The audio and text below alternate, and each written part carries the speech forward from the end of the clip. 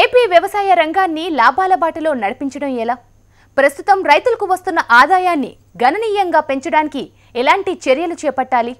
ఇదే లక్ష్యంతో విశాఖలో అగ్రిటెక్ సదస్సు ప్రారంభమైంది. 3 రోజుల పాటు ఈ సదస్సు జరగనుంది. 3 రోజుల పాటు జరగనున్న ఆంధ్రప్రదేశ్ వ్యవసాయ సదస్సు 2017 విశాఖలోని ఏపీఐఐసి మైదానంలో ఘనంగా ప్రారంభమైంది. ఉపరాష్ట్రపతి వెంకయ్య నాయుడు ముఖ్య అతిథిగా హాజరై సదస్సును ప్రారంభించారు. రాష్ట్ర ముఖ్యమంత్రి నారా చంద్రబాబు నాయుడుతో పాటు పలువురు మంత్రులు ఈ సదస్సులో పాల్గొన్నారు. ప్రపంచంలో అత్యుత్తమ వ్యవసాయ విధానాలపై ప్రదర్శనలు, అన్నదాతల సమస్యలకు పరిష్కారం చూపేలా సదస్సును నిర్వహిస్తున్నారు.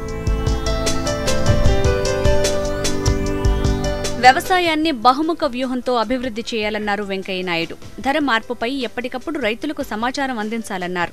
మదనపల్లిలో టమాటా రైతులు, నాసిక్లో ఉల్లి రైతుల కష్టాలు చూశామన్నారు. This has been experienced because agriculture is becoming a big hardship type of activity, and also it depends on vagaries of monsoon and nature.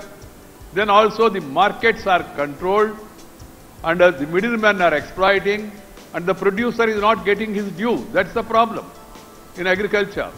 So you need number one, shifting of crops, crop diversification. Second, value addition.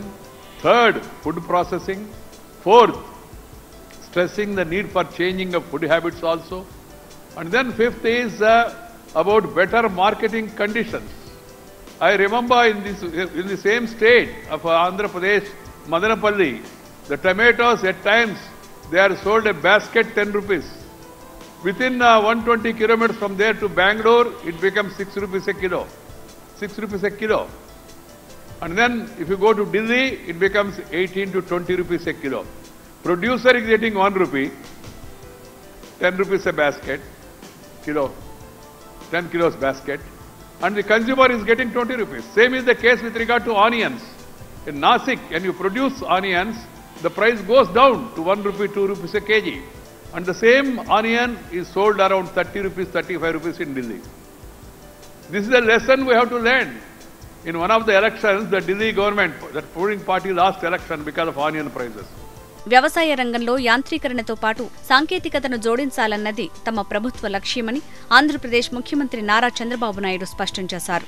Andhra Pradesh రాష్ట్రం దేశానికి rice బౌల్గా ఉందని, aqua రంగంలో ప్రథమ స్థానంలో నిలుస్తోందన్నారు. సంపద సృష్టిలో వ్యవసాయ రంగానిది అత్యంత కీలకమైన పాత్రని, ఈ రంగంలో సాంకేతిక వినియోగంతో భవిష్యత్తులో మరిన్ని ప్రయోజనాలు చేకూరుతాయన్నారు. ప్రపంచంలో కొత్తగా వచ్చే ఏ సాంకేతికతనైనా రాష్ట్రంలో ప్రవేశపెట్టేందుకు సిద్ధంగా ఉన్నామన్నారు CM. Earlier I started promoting information technology. Today information technology is going in a big way. Apart from that, whenever you use technology for core competency, then we can do wonders. Agriculture, technology, Internet of Things is a deadly combination. Health with technology and Internet of Things is a deadly combination. Anything real time we can sort out problems. That is how first time we are giving so much of importance for agriculture. Agriculture is very, very important. Agriculture, if you can make it a sustainable effort, then automatically India can achieve double-digit growth. For the last 4 years, we are able to achieve double-digit growth. I am confident future also we are going to achieve double-digit growth. India is having strength. One is largest population, demographic dividend, maximum English-speaking people, and also technology we are very strong. If we use all these things for overall benefit of our society, we can do wonders. ప్రపంచవ్యాప్తంగా ఉన్న 1800 మంది ప్రతినిధులు ఈ సదస్సులో పాల్గొంటున్నారు. వారి వారి దేశాల్లో అమల్లో ఉన్న ఆధునిక సాంకేతికతను అందించేందుకు సిద్ధమయ్యారు. తక్కువ పెట్టుబడితో ఎక్కువ ఉత్పత్తులను పెంచే అవకాశాన్ని ఈ సదస్సు కల్పిస్తుందని ఆశిస్తున్నామన్నారు ఏపీ వ్యవసాయ శాఖ మంత్రి సోమిరెడ్డి చంద్రమోహన్ రెడ్డి. మన రైతుల ఆర్గనైజేషన్స్, ఫార్మర్స్, ప్రొడ్యూసర్స్ ఆర్గనైజేషన్స్ ఇక్కడికి వచ్చున్నారు. అదేవిధంగా అగ్రికల్చర్ విద్యార్థులు, స్టూడెంట్స్ ఇక్కడికి వచ్చున్నారు, రైతులు వచ్చున్నారు, మన గవర్నమెంట్ అగ్రికల్చర్ డిపార్ట్మెంట్ పనిచేసే వాళ్ళు వచ్చున్నారు. 1500 నుంచి 1800 మంది ప్రతినిధులు 3 రోజులు ప్రపంచంలో, దేశంలో ఎవరైతే వ్యవసాయం రైతుకి ఆధునిక సాంకేతిక పరిజ్ఞానాన్ని షేర్ చేసుకునేదానికి మోడర్న్ టెక్నాలజీస్ ఏవైతే వాడుతున్నారో వాటన్నిటినీ మన ఆంధ్రప్రదేశ్ రైతులు, మన భారతదేశంలో రైతులు షేర్ చేసుకొని తక్కువ పెట్టుబడితో ఎక్కువ ఉత్పత్తులు పెంచుకునే అవకాశానికి ఈ సదస్సు ఉపయోగపడుతుందని చెప్పేసి మీ అందరికీ నేను మనవి చేస్తున్నా. నిజంగా మా ముఖ్యమంత్రి గారు లాస్ట్ టైం 1994-2004 మధ్య ఇన్ఫర్మేషన్ టెక్నాలజీ అనేవాళ్ళు. ఒక సైబరాబాద్ ఐటీ సిటీని కొత్తగా ఏర్పాటు చేసిన ముఖ్యమంత్రి గారు ఇప్పుడు అగ్రికల్చర్ టెక్నాలజీ, అంతకుముందు ఐటీ, ఇప్పుడు ఏటీ అంటున్నారు ముఖ్యమంత్రి గారు. ప్రతిరోజు వ్యవసాయం first, second, third priority agriculture. ప్రపంచంలోని ఉత్తమ ఆవిష్కరణలు, ఆలోచనలను తెరపైకి తీసుకొచ్చి సాంకేతిక పరిజ్ఞాన ఆధారిత వ్యవసాయం ద్వారా అన్నదాతల సమస్యలకు పరిష్కారం చూపాలని రాష్ట్ర ప్రభుత్వం భావిస్తోంది. రైతులను సాంకేతికంగా ముందంజలో నిలిపి వారి జీవితాల్లో మార్పు తేవాలన్నది లక్ష్యంగా నిర్ణయించుకుంది. ఈ క్రమంలోనే అంతర్జాతీయ సదస్సును ప్రతిష్టాత్మకంగా నిర్వహిస్తోంది.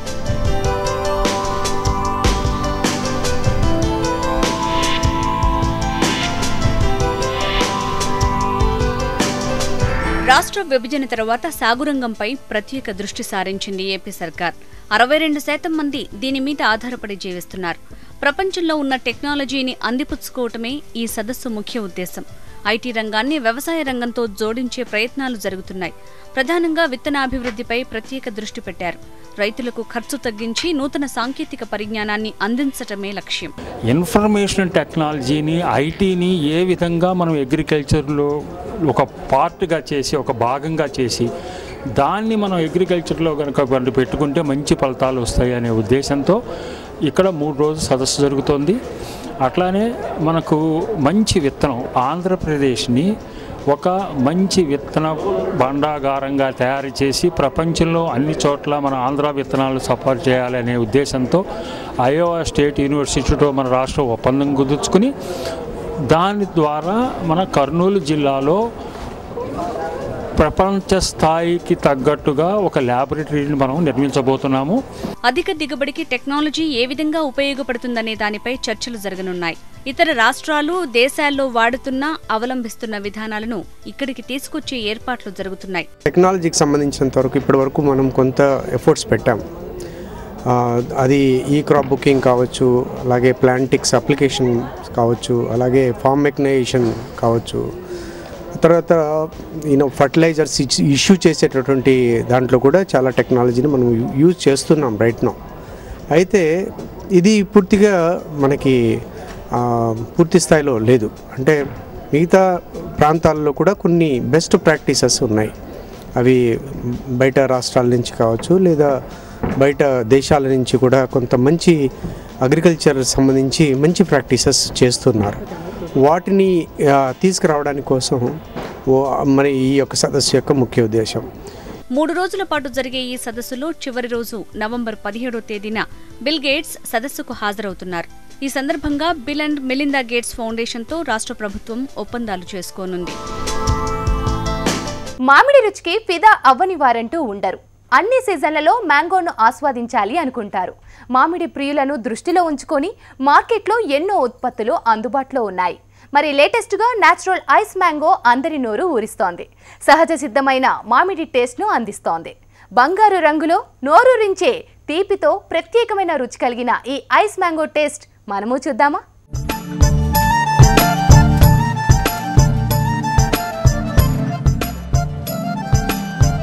అన్ని పండ్లలో రారాజు మామిడి. మామిడిలో ఉండే రుచి మరే పండులో ఉండదంటారు మామిడి ప్రియులు. మామిడిలో ఎన్నో రకాలున్నాయి. తెలుగు రాష్ట్రాల్లో బంగినపల్లి మామిడి చాలా ఫేమస్. వేసవి కాలంలోనే కాదు, అన్ని సీజన్లలో చిన్న పెద్ద తేడా లేకుండా అందరూ ఇష్టపడే అమృత ఫలమిది. పచ్చిడిగాని పండుగాని ఏదైనా సరే ఆహా ఏమి రుచి అనుకోకుండా ఉండలేరు.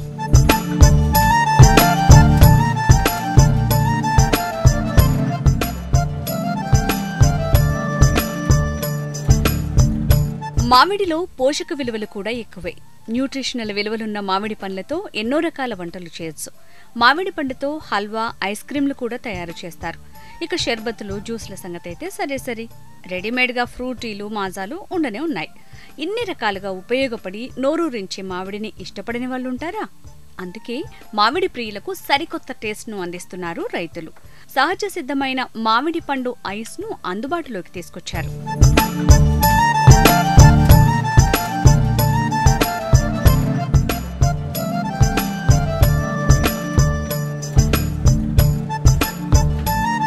విశాఖలో జరుగుతున్న అగ్రిటెక్ సదస్సులో ఏపీ మంత్రులు, వ్యవసాయ శాఖ ఉన్నతాధికారులు ఈ ఐస్ మ్యాంగోను టేస్ట్ చేశారు.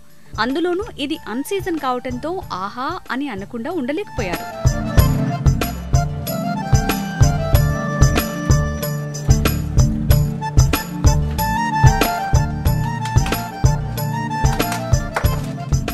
ఈ ఐస్ మ్యాంగో తొక్కను చూడండి ఎలా ఒలి చేస్తున్నారు. అచ్చం అరటిపండు తొక్కను ఒలిచినట్టు. డీప్ ఫ్రీజ్ చేసిన ఈ మామిడి ఐస్ ను తినేందుకు వీలుగా ఓ పుల్లను అమర్చారు. చాలా మంది పిల్లలకు, పెద్దలకు ఐస్ క్రీమ్స్ అంటే ఇష్టం కదా, అందుకే ఈ కొత్త ఐస్ క్రీమ్ ను అందుబాటులోకి తీసుకొచ్చారు. దీన్ని పిల్లలు బాగా ఎంజాయ్ చేస్తూ తింటారు.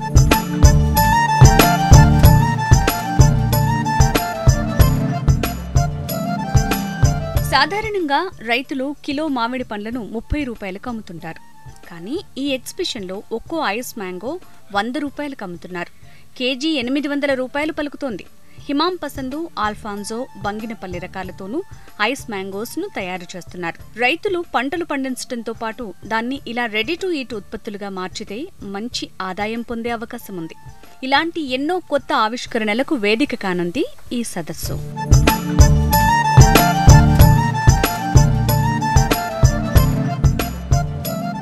పొలం దుక్కి దున్నిన దగ్గర నుంచి పంట కోసే వరకు రసాయన ఎరువులు వినియోగిస్తుండడంతో భూమి, పంటతో పాటు మనిషి ఆరోగ్యం కూడా దెబ్బతింటోంది. మనిషి జీవన ప్రమాణం తగ్గుతోంది. ఈ పరిస్థితిని అధిగమించడం అంత తేలికైన విషయం కాదు. ప్రకృతి సిద్ధమైన వ్యవసాయంతోనే ఇది సాధ్యమవుతుంది అని గుర్తించాడు ఈ యువకుడు. ఉన్న ఉద్యోగాన్ని విడిచిపెట్టాడు, పొలం బాట పట్టాడు. 2000 సంవత్సరాల క్రితం మన పూర్వీకులు అందించిన దేశీ వరి రకాలను సాగు చేస్తున్నాడు. అందరికీ ఆదర్శంగా నిలుస్తున్నాడు.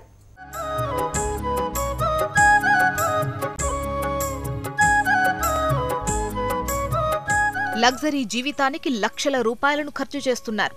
కానీ తినే తిండిలో నాణ్యతను గుర్తించలేకపోతున్నారు. ఆరోగ్యకరమైన ఆహారం లేక చిన్నవారు నుంచి పెద్దవాళ్ల వరకు అనారోగ్యం బారిన పడుతున్నారు.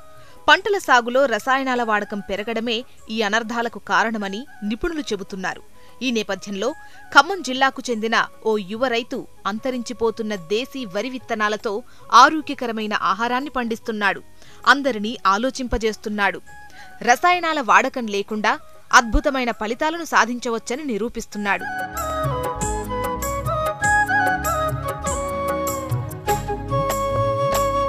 ఖమ్మం జిల్లా సత్తుపల్లి మండలం సిద్దారం గ్రామానికి చెందిన సాధు ప్రవీణ్ ఫార్మసీ చేశాడు. హైదరాబాద్లో మంచి ఉద్యోగంలో స్థిరపడ్డాడు. కానీ ప్రవీణ్కు ఇవన్నీ సంతృప్తిని అందించలేకపోయాయి. గ్రామంలో వ్యవసాయం చేస్తున్న తల్లిదండ్రులు తరచూ అనారోగ్యం బారిన పడుతుండడం ఇతన్ని కలిచివేసింది. పంటల సాగులో వారు వినియోగించే హానికారక మందుల ద్వారానే తన తల్లిదండ్రులు రోగాల బారిన పడుతున్నారని గుర్తించాడు. ఈ పరిస్థితిని ఎలా అయినా మార్చాలనుకున్నాడు. అనుకున్నదే తడవుగా చేస్తున్న ఉద్యోగాన్ని విడిచి గ్రామానికి తిరిగి వచ్చాడు. తనకున్న 2 ఎకరాల పొలంలో ప్రకృతి విధానంలో దేశీ వరి విత్తనాలతో సాగు ప్రారంభించాడు.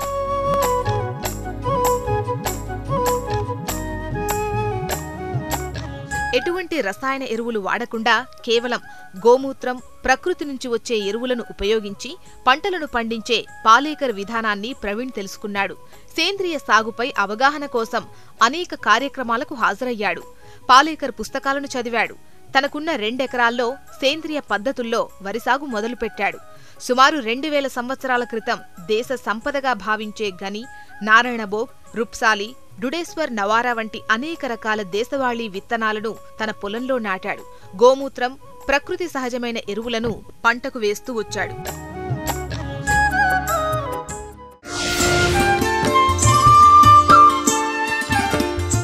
మొదట్లో కాస్త పల్చుగా కనిపించిన పంట ఇప్పుడు ఏపుగా పెరిగింది. మంచి దిగుబడిని ఇవ్వడానికి సిద్ధమైంది. దేశీవాళీ విత్తనాల్లో ఎన్నో పోషకాలు ఉంటాయని, వాతావరణ పరిస్థితులకు తట్టుకొని చీడపీడలకు లొంగకుండా పంట ఏపుగా పెరిగిందని అంటున్నాడు ఈ రైతు. ఫార్మసీ కంప్లీట్ చేశాను హైదరాబాద్లో. అట్లే సెంట్రల్ యూనివర్సిటీ నుంచి ఎంఏ ఇంగ్లీష్ కూడా కంప్లీట్ చేశాను. తర్వాత నేను 2 years హైటెక్ సిటీలో జాబ్ చేయడం జరిగింది. నేను ఒక 5 సంవత్సరాల నుంచి పాలేకర్ గారి కొన్ని వ్యాసాలు చదవటం, సెమినార్స్ చూడటం, వీడియోస్ చూడటం చేశాను. మనం తినే తిండి ఏది ఇప్పుడు అన్ని విషాలు అయిపోయినాయి. మనం తినే తిండి దీనివల్లే మనకి ఇన్ని విధమైన క్యాన్సర్లు రోగాలు వస్తున్నాయని చెప్పేసి నేను గ్రహించాను. మా ఊర్లో నేను ఒక 5 సంవత్సరాల నుంచి ప్రచారం చేస్తున్నాను ప్రకృతి వ్యవసాయం చేయడానికి. కానీ ఎవరు ప్రకృతి వ్యవసాయం వైపు మొగ్గు చూపకపోయేసరికి నేనే నా ఉద్యోగాన్ని వదిలేసి దానికి నేను రిజైన్ చేసి ఇక్కడికి వచ్చి మాకున్న 2 ఎకరాలల్లో నేను ప్రకృతి వ్యవసాయం చేయడం జరుగుతుంది. పెరుమాల పద్ధతిలో ఒక మొక్కకి 50 సెంటీమీటర్ల దూరంతో 2 ఎకరాలలో కేవలం 2 కిలోల విత్తనాలతో మేము సాగు చేయడం జరిగింది. మొదట మేము నాటేసినప్పుడైతే ఈ చుట్టుపక్కల వాళ్ళందరూ చూసి నవ్వారు, అసలు నాటే లేదు, పొలంలో మొక్కలు కనపట్లేదని. కేవలం మేము మందులు కలుపు మందు లేదు, ఏం లేదు. ఈ పంట కేవలం ఇంత ఈల్డ్ వచ్చిందంటే, దీనికి ఇంత అవుట్పుట్ వచ్చిందంటే కేవలం మేము జీవామృతం ఇచ్చాము. ఆవు పేడ, ఆవు మూత్రము, బెల్లం, శనగపిండి 200 లీటర్ల నీళ్ళలో మేము కలిపి పొలానికి పిచికారీ చేయడం జరిగినది. అదేవిధంగా నీటి పారుదల ఉన్నప్పుడు నీళ్ళతో పాటు ఇవ్వటం జరిగింది. 2 ఎకరాల్లో కేవలం 2 కేజీల విత్తనాలను మాత్రమే వినియోగించాడు. పెరుమాల పద్ధతిలో మొక్కకు మధ్య 50 సెంటీమీటర్ల దూరాన్ని పాటించాడు. దీనివల్ల మొక్కకు గాలి, వెలుతురు సమపాళ్లలో అందుతుంది అంటున్నాడు ఈ రైతు.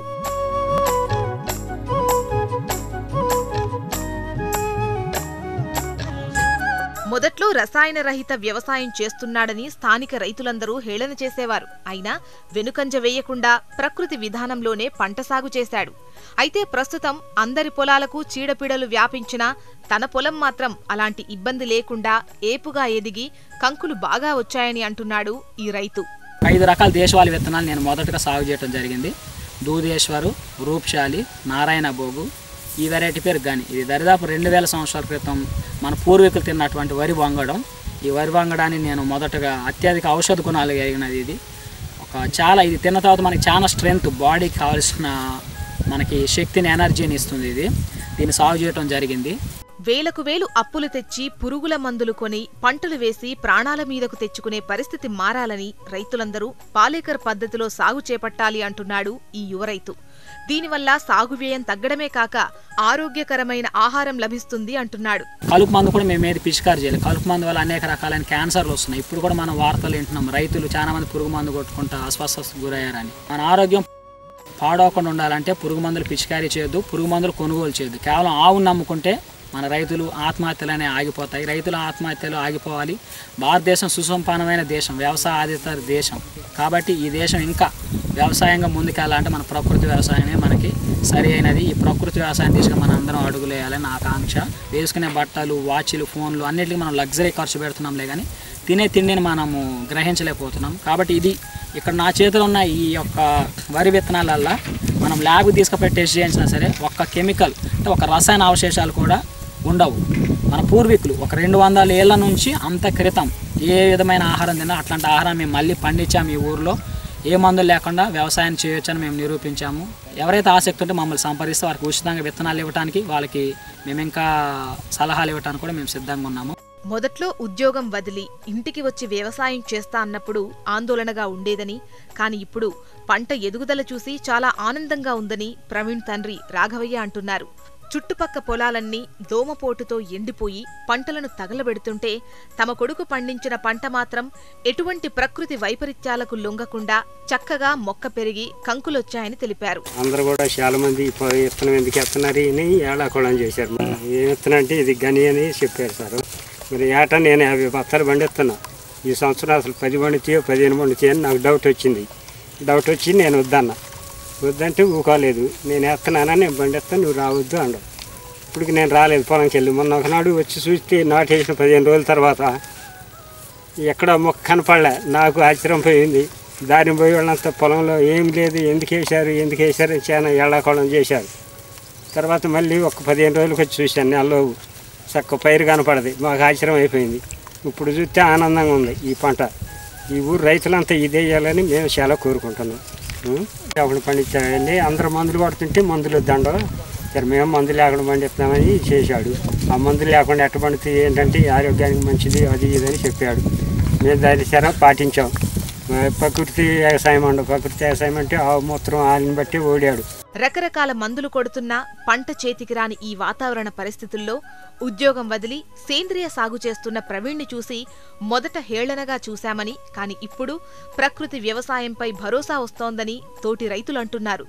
వచ్చే సీజన్లలో తాము కూడా ప్రకృతి సాగు వైపు మళ్లుతాము అంటున్నారు. పళ్ళని చూస్తే ఒక కర్రే ఉంది. సరే నేను అనుకున్న నారు జాలేదు కదా, ఒక కర్రే పెట్టండి ఎందుకు పోచిన మేళం అని అన్నీ చూస్తే తెల్లారైతే పొలం అంతా అక్కడ కర్ర కర్ర పచ్చగా కాపాడుతుంది. ఇదే రోడ్లో నేను 10 రోజులు 20 రోజులు తిరుగుతూనే ఉంటా. రోజు రోజుకి మారిపోతుంది కర్ర, రోజు రోజుకి పెవలమైంది. చదువుకోకుండా జాబ్ చేసుకుంటే మరి ఇక్కడికి వచ్చి ఇది మొదలు పెట్టండి, జాబ్ కూడా వదిలిపెట్టి వ్యవసాయం చేస్తాడు. మొన్నటిదాకా అందరూ నవ్వినారు, ఒక్కర్ర పెట్టి ఎట్టబండి ఎత్తడం మందు మాకు లేకుండా అని చేస్తే మరి ఇవాళ ఈ పంట చూసి ప్రతి ఒళ్ళు వస్తున్నారు చేను చూడటానికి. అందరూ చూస్తున్నారు మేము బండి ఇవ్వాలా అనేది అందరికీ ఆశ కలుగుతుంది. ఒక్కొక్క మొక్కే పెట్టిండు, పక్కనే నాది ఉంది. అయితే నాది మంచిగా ఉంది వేసిన తర్వాత. నేను ఒక్క మొక్కే ఉంది, ఇది ఏం పంట బండిద్ది అది ఇది అని ఏమి అనుకున్నామండి. పిరకడ మందు వేయకుండా ఆవు పంచతంతో ఆవు పేడతోని పండించిండు. పేరు కూడా చేయలేదు, పురుగు మందులు ఏం కొట్టలేదు, చెంచాడు మందు కూడా కాంప్లెక్స్ ఏమీ వాడలేదు. అయితే నా పక్క పొలమే నాది తెగులు పడిపోయిందండి. ఇదే బాగుంది, అందరూ సంతోషపడుతున్నాం మేము. ఈ విత్తనం ఎందుకు పెట్టిండు అని మేము తిట్టిను. ఒక్కొక్క మొక్కే ఉంది. తర్వాత మాకు ఒక 15 రోజులు 20 రోజులు గడిచిన తర్వాత ఒక్కొక్క దుబ్బు చేసిందండి. మంచిగా ఒక్కొక్క మొక్కే ఎంతంత దుబ్బు చేసింది, గుప్పుడు దుబ్బు చేసింది. అట్లుందండి. ఇప్పుడు బాగుంది, సంతోషంగా ఉంది మాకు పంట చూస్తే. మళ్ళీ ముందు నాటికి కూడా మేము ఇదే పంట వేయాలనుకుంటున్నామండి. ఇక్కడ ప్రస్తుత కాలంలో ఎంత సంపాదించామన్నది కాదు, ఎంత ఆరోగ్యంగా ఉన్నామన్నది ప్రధానం అంటున్నాడు ఈ యువ రైతు. రైతులంతా ప్రకృతి సేద్యం వైపు అడుగులు వేస్తే ఆరోగ్యకరమైన సమాజాన్ని నిర్మించవచ్చని చెబుతున్నాడు. ప్రకృతి వ్యవసాయం చేయాలనే ఆసక్తి ఉన్నవారికి ఉచితంగా దేశీ విత్తనాలను ఇచ్చేందుకు సంసిద్ధంగా ఉన్నామని, సలహాలు కూడా అందిస్తాము అంటున్నాడు ప్రవీణ్.